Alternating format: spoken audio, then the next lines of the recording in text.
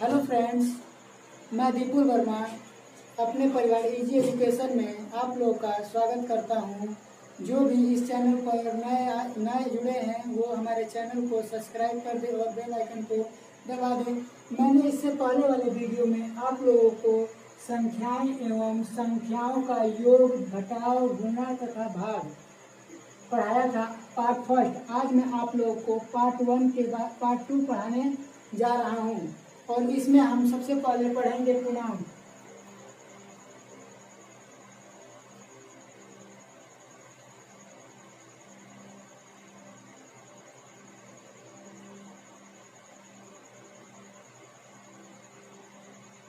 पूर्णांक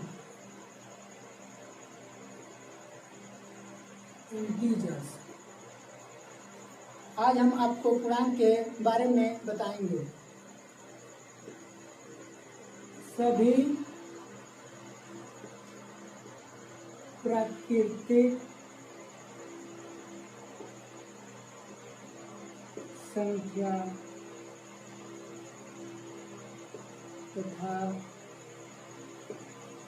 उनकी ऋणात्मक संख्याएं और शून्य को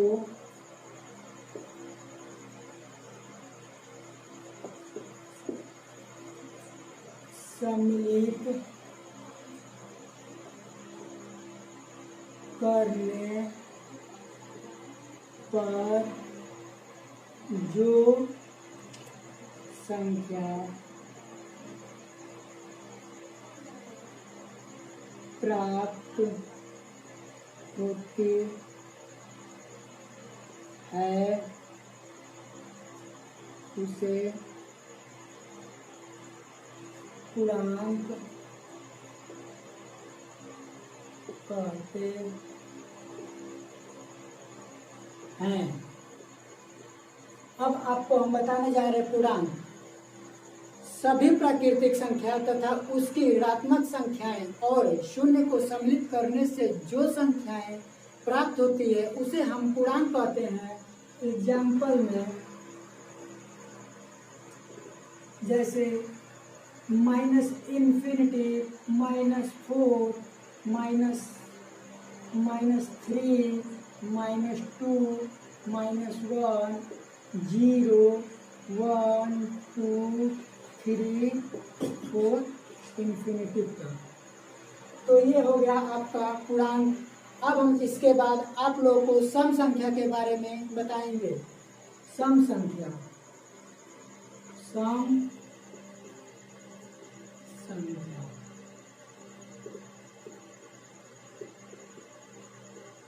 इवन नंबर। इवन नंबर वे संख्याएं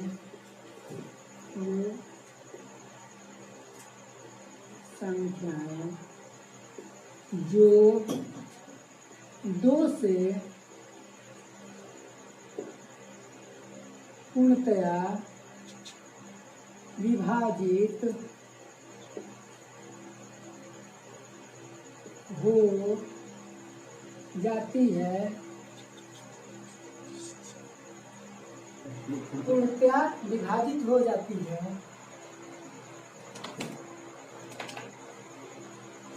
सम संख्या कहलाती है। अब आप इसका स्क्रीनशॉट ले सकते हैं। इसका एग्जाम्पल हम आगे आपको बताएंगे। इससे पहले हमने आपको सम संख्या की परिभाषा दी है। अब हम इसके एग्जाम्पल के बारे में बताएंगे।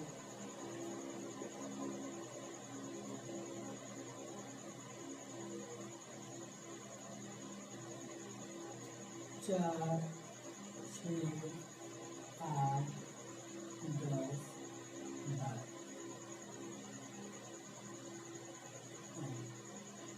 अब हम आपको इसको करके दिखाएंगे कि कैसे सम संख्या हम इसको मानेंगे। जैसे मान लीजिए हमने 12 में 2 से भाग दिया, तो जब 12 में 2 से भाग करना है तो सबसे पहले 2 का पहाड़ा हम 6 बार पढ़ेंगे, तो 2 छके 12, तो ये पूर्णतः विभाजित हो गया। इसका जो शेष आया वो इसका शेष शून्य आया, शेष शून्य आया, इसीलिए हम कह सकते हैं कि यह 12 एक क्या है, सम संख्या है। और अब हम सम संख्या के बाद इसका एग्जाम्पल भी दे दिए और इसका बता भी दिए कैसे ये हुआ। अब हम आप लोगों को विषम संख्या के बारे में बताएंगे।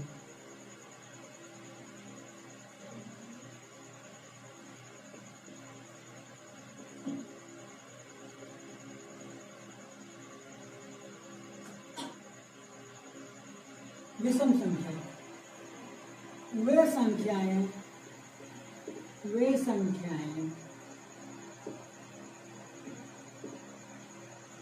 जो 2 से पूर्णतया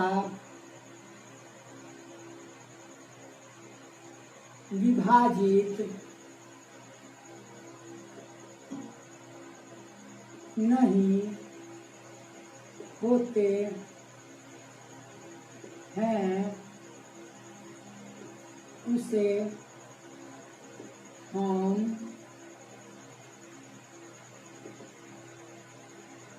विषम संख्या कहते हैं। विषम संख्या वे संख्याएं जो 2 से पूर्णतः विभाजित नहीं हो सकती, वे विषम संख्याएं कहलाती है। इसका हम एग्जाम्पल आपको दे रहे हैं, जैसे 3, 5, 7, 9, 11 आदि। अब हम आपको इसको प्रूव करके बता रहे हैं। देखिए, जैसे अगर मान लीजिए 9 है, अगर हम 2 से 9 में भाग देंगे तो ये क्या हो जाएगा, देखिए 2 चौके 8, 9 में से 8 घटाएंगे तो 1, तो हम लोग का जो शेष आया, शेष हम लोग का 1 बच रहा है। तो हमने आपसे कहा है कि वे संख्या है जो 2 से पूर्णतः विभाजित नहीं होती, वो विषम संख्या कहलाती है। तो ये यहाँ पर हम लोग का शेष 1 आया है, इसलिए यह विषम संख्या नहीं, विषम 9 एक विषम संख्या है।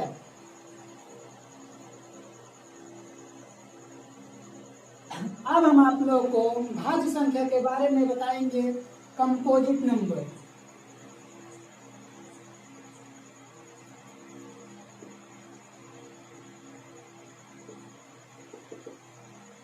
भाज्य संख्या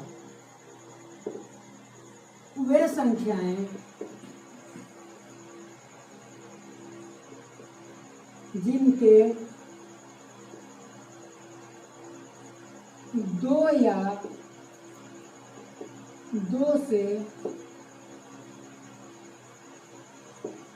अधिक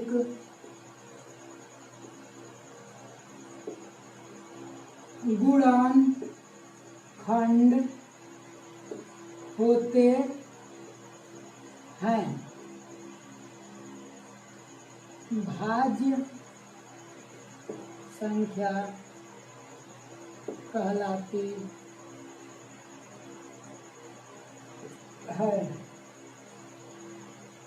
अब भाज्य संख्या वे संख्याएं जिनके 2 या 2 से अधिक गुणनखंड होते हैं, वे भाज्य संख्या कहलाती है। जैसे 4, 6, 8, 10, 12, 16 आदि। अब हमने आपको भाज्य संख्या के बारे में बता दिया। अब आप इसका स्क्रीनशॉट ले सकते हैं और हम इसके बारे में आगे आपको बताएंगे। हम आप लोगों को अभाज्य संख्या के बारे में बताएंगे। अभाज्य संख्या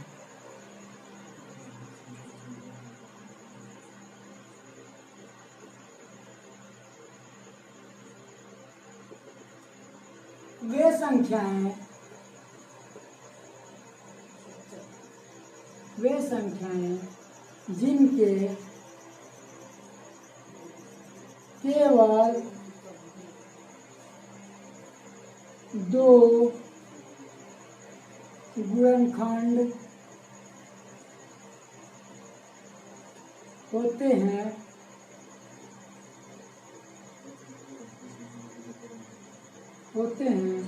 तथा वह एक तथा स्वयं से पूर्णतया विभाजित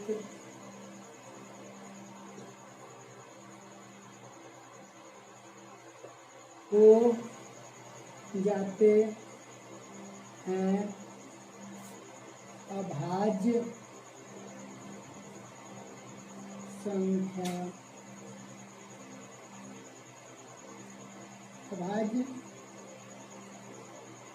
संख्या कहलाते हैं।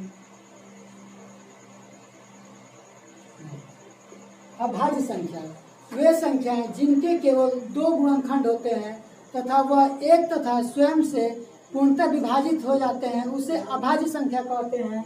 अब हम आपको इसका एग्जाम्पल बताने जा रहे हैं, जैसे 2, 3, 5, 7, 11 आदि। अब आप लोगों से कोई पूछ देगा कि सबसे छोटी अभाज्य संख्या कौन सी होती है, तो आप बताएंगे सबसे छोटी अभाज्य संख्या 2 होती है। अब हम आपको अभाज्य संख्या के बारे में बता दिए। अब हम आपको परिमेय संख्या के बारे में बताएंगे। परिमेय संख्या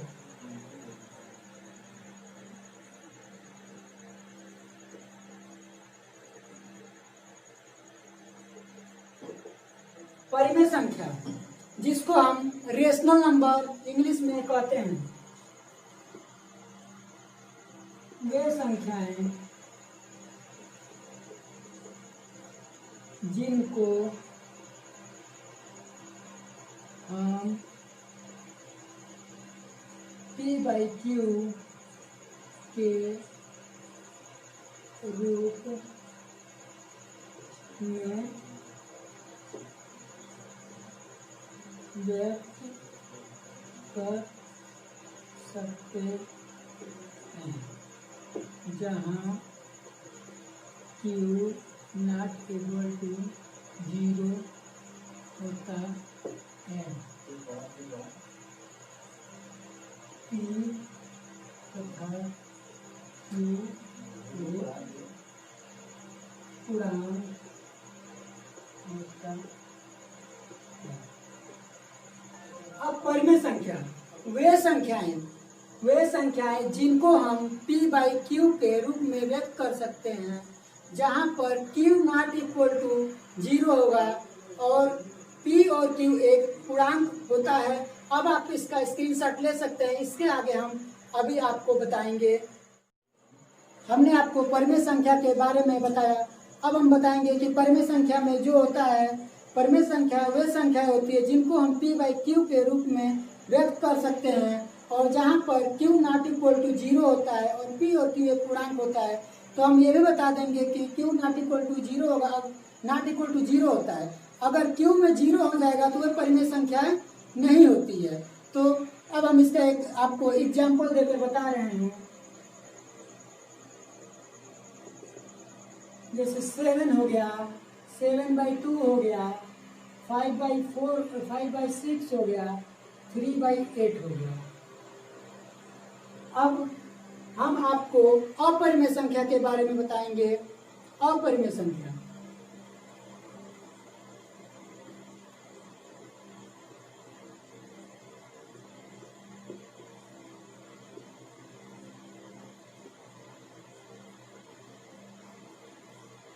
अपरिमेय संख्या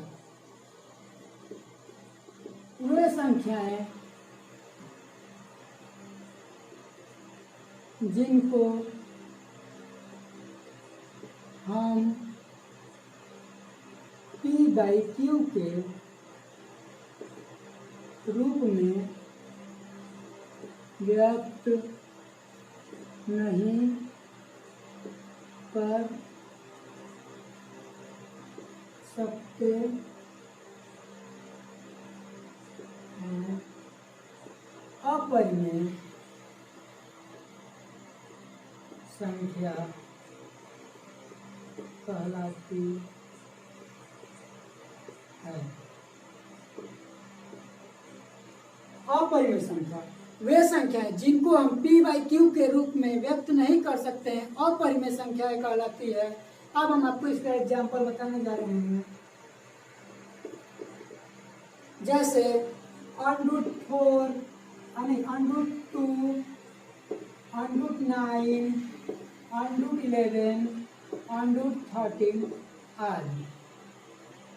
यहीं पर यदि √4 दिया हो या √16 दिया हो तो यह परिमेय संख्या है, क्योंकि √4 का वर्गमूल 2 होगा।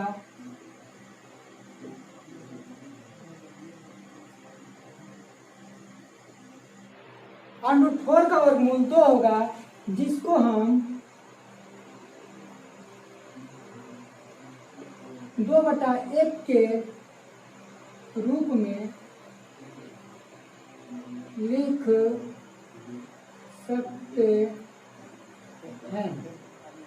इसी का हम कह सकते हैं कि √4 √16 √25 ये एक अपरिमेय संख्या नहीं हो सकती है, क्योंकि यह एक परिमेय संख्या है। जब हम इसका वर्गमूल निकालेंगे तो √16 का वर्गमूल 4 होगा और √25 का वर्गमूल 5 होगा। इसीलिए हम इसको 5/1 और 2/1 और 4/1 लिख सकते हैं। इसीलिए हम नहीं कह सकते कि यह एक अपरिमेय संख्या है। अब आप इसका स्क्रीनशॉट ले सकते हैं। अब हम इसके बारे में एक छोटा सा नोट लिखवा देते हैं। इसके आगे आप इसका स्क्रीनशॉट ले। अपरिमेय संख्या नोट में हम लिखवा दे रहे हैं आपको। कई बार सीटेट के पेपर में या यूपी टेट के पेपर में पूछ देता है कि पाई क्या है, तो हम बता दे रहे हैं कि पाई एक अपरिमेय संख्या होती है। अब हम आपको आगे ले चलते हैं। अनुवर्ती और प्रावर्ती। अनुवर्ती प्रावर्ती संख्याएं एक ही होती है।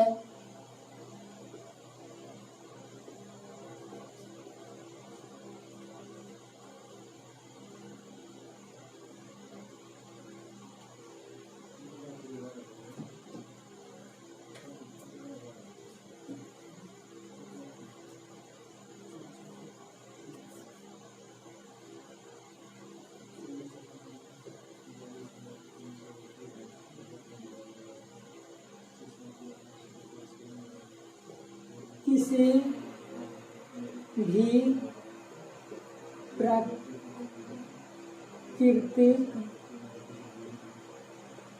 संख्या की अगली संख्या